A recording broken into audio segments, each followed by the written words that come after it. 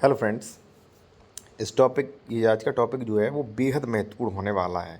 अगर ये टॉपिक आप समझ गए तो आपका ज़मीन कब्जा संबंधी विवाद हो, बंटवारा संबंधी विवाद हो, सीमांकन विवाद हो, सारे विवाद आप स्वयं सॉर्ट आउट कर लेंगे।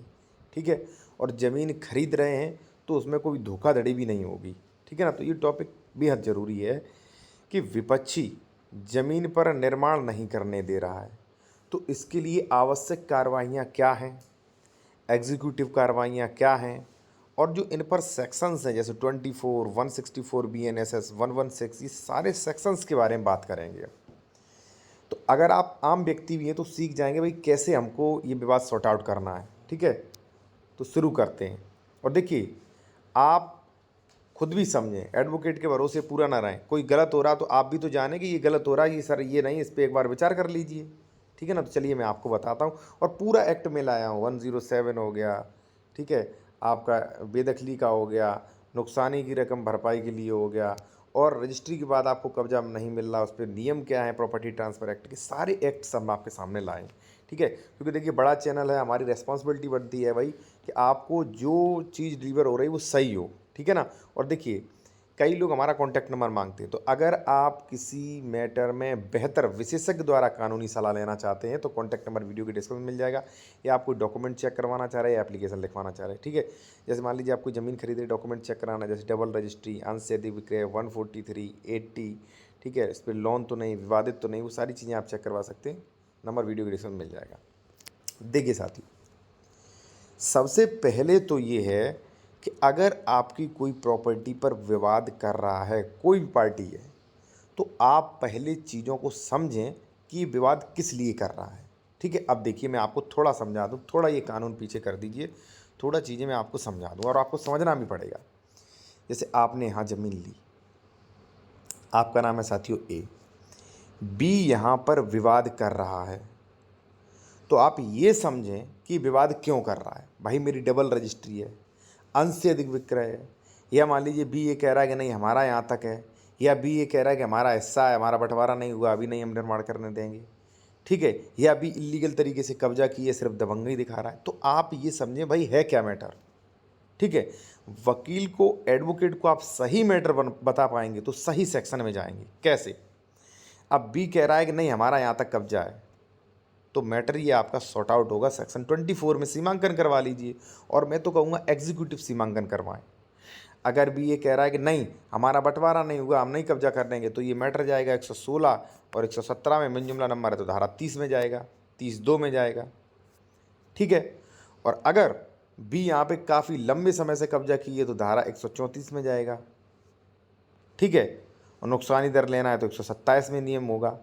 तो कहने का मतलब है, देखिए हमने आपको कितने सेक्शन बता दिए, आपका सही चीज़ों का समझना, और उसके बाद एडवोकेट को विचार करना चाहिए कि भाई ये किस सेक्शन में जाना चाहिए। मैंने कई बार देखा है साथियों, मैं आपको प्रूफ भी दिखा सकता हूँ लेकिन वीडियो काफ़ी लंबा हो जाएगा। ठीक है। कि मैंने देखा है, बट गाटा मिन जुमला नंबर है, धारा 30(2) में मामला जाना चाहिए, धारा 116 में कर दिया। मामला धारा 116 में जाना चाहिए और धारा 24 में एडवोकेट ने कर दिया।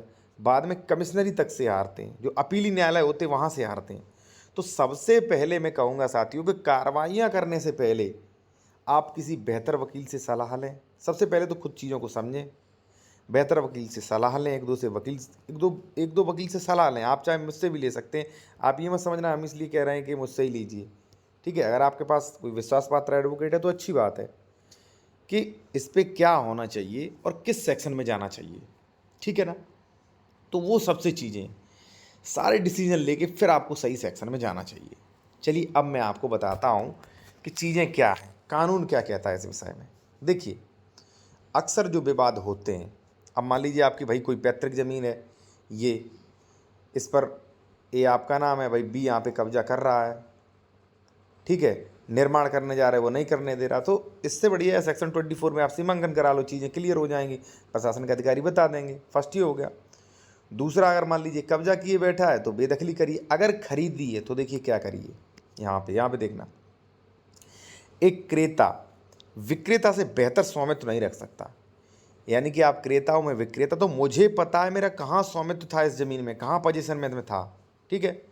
एक सह अंशधारी अव्यक्त अंश की विक्रय विषय वस्तु हो सकती है, ठीक है, लेकिन किंतु क्रेता को कब्जा तब तक नहीं दिया जा सकता है जब तक कि संपत्ति का, देखिए क्या कहा उन्होंने, क्रेता को कब्जा तब तक नहीं दिया जा सकता है जब तक कि उस प्रॉपर्टी का विभाजन, अगर मान लीजिए मैं 4 भाई हूँ, मैंने प्रॉपर्टी बेच दी आपको, अब आप आए फ्रंट पे कब्जा कर रहे हो तो विवाद होगा। तो इसलिए क्या जरूरी है, विभाजन, माप। मान लीजिए मैंने आपको बेच दिया, मेरे 4 भाई हैं या सह खातेदार विवाद कर रहे हैं कि नहीं नाप में ज़्यादा जोते थे वो, हम नहीं दे पाएंगे इतनी ज़मीन, तो उसके लिए क्या कराना पड़ेगा, माप, सीमांकन, या सबसे ज़रूरी चीज़ सौहार्दपूर्ण तरीके से आप अपना समझौता कर लो आपसी व्यवस्था से।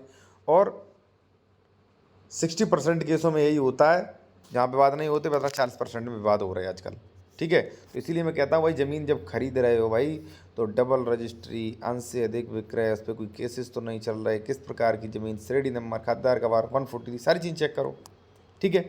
सौहार्दपूर्ण तरीके से आपसी व्यवस्था से समंजन से या न्यायालय की डिक्री द्वारा जब तक न हो जाए तब तक कब्जा नहीं करना चाहिए, ठीक है ना। ये सबसे ज़रूरी नियम है। अब थोड़ा मैं इसे भी समझा दूँ, ठीक है।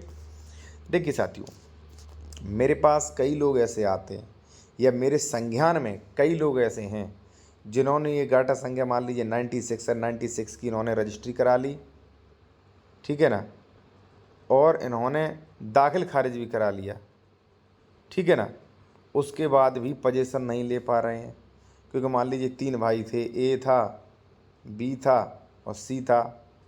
अब ए और बी झगड़ा कर रहे हैं कि नहीं मेरी पूर्ति नहीं हो पा रही, हम नहीं दे पाएंगे, कब्जे ही नहीं ले पा रहे हैं, ऐसे ही घूम रहे हैं और उन्हें सही एडवाइस नहीं मिल पा रही है, ठीक है। वो चले गए सिविल कोर्ट में, मैंने कई बार देखा है भाई, खेती के मैटर पे विवाद है, वो चले गए सिविल कोर्ट पे और सिविल कोर्ट में मामला चल रहा है, जबकि खेती का मामला रेवेन्यू में चलना चाहिए, ठीक है ना, क्योंकि कुरा कैंसिलेशन का अधिकार रेवेन्यू को है, ठीक है ना। वो जा रहे सिविल कोर्ट में, तो ऐसे इंसाफ थोड़ी नहीं मिलेगा आपको।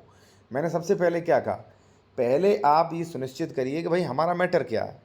जब आप मैटर समझ लेंगे हमारा मैटर है क्या, एक्चुअली जो जो पार्टी रोक रही है वो क्या कह रही है, बंटवारा नहीं हुआ इसलिए रोक रही, डबल रजिस्ट्री हो गई इसलिए रोक रही, दबंगई से रोक रही, फालतू में विवाद कर रही, वो चीज़ों को समझें आप। और उसके बाद एडवोकेट को सोच समझ के सुनिश्चित करना चाहिए कि भाई क्या है। तो कहने का मतलब हमारा ये निकला है कि भाई अगर कब्जा नहीं मिल रहा है तो एग्जीक्यूटिव कार्रवाई करिए और अपना विभाजन करा लीजिए, बंटवारा नहीं हुआ है वैसा है तो माप सीमांकन करा लीजिए या सौहार्दपूर्ण तरीके से आप अपना करवा लीजिए। फिर भी कोई मिलने को तैयार नहीं, कोई नहीं मान लीजिए काम कर रहा, आपका कब्जा है, दूसरा कोई हड़पना चाह रहा है, ज़मीन कब्जा करना चाह रहा है, तो 145 और 46 है वहाँ पे मजिस्ट्रेट को पावर है भाई। तो ये चीज़ें भाई आप उपयोग करें। मैंने काफ़ी इंपॉर्टेंट जानकारी दी है, हो सकता है आपको ना समझ में आया हो, ठीक है जी। और मैं फिर कहूँगा लीगल एडवाइस के लिए कॉन्टैक्ट नंबर वीडियो के डिस्क्रिप्शन में मेंशन किया गया है।